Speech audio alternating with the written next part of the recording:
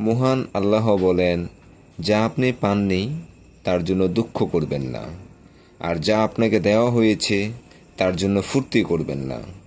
সূরা হাদীদ আয়াত নম্বর 23। আপনি যদি গরিব হয়ে থাকেন তবে কেউ না কেউ ঋণে জর্জরিত হয়ে আছে। আপনার যদি যাতায়াত ভাড়া না থাকে তবে অন্য কারো তো পাই নেই। রোগ যন্ত্রণার অভিযোগ করার যুক্তি বা কারণ যদি আপনার থেকে থাকে তবে অন্য কেউ তো বছরের পর বছর রোগ শয্যায় পড়ে আছে। দুশ্চিন্তা করবেন না। আপনি তো এমন একজন মুসলমান যিনি আল্লাহতে, তার নবী রাসূলগণে, তার ফেরেশতা কুলে, আখেরাতে এবং তাকদীরের ভালো মন্দে বিশ্বাস করে। দুশ্চিন্তাগ্রস্ত হবেন না।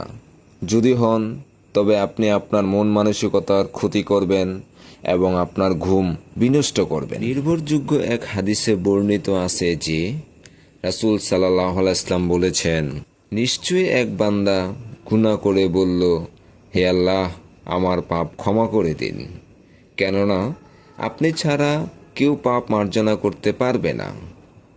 অতঃপর আবার পাপ করে বলল, হে আল্লাহ, আমার গুনাহ মাফ করে দিন, কেননা আপনি ছাড়া কেউ পাপ ক্ষমা করতে পারবে না।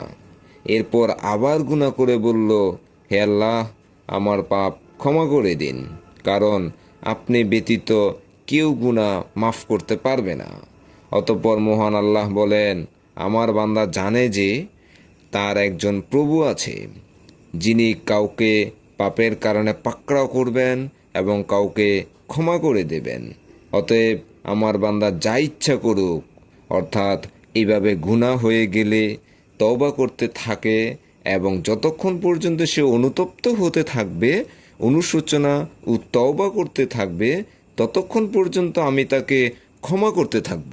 সুবহানাল্লাহ।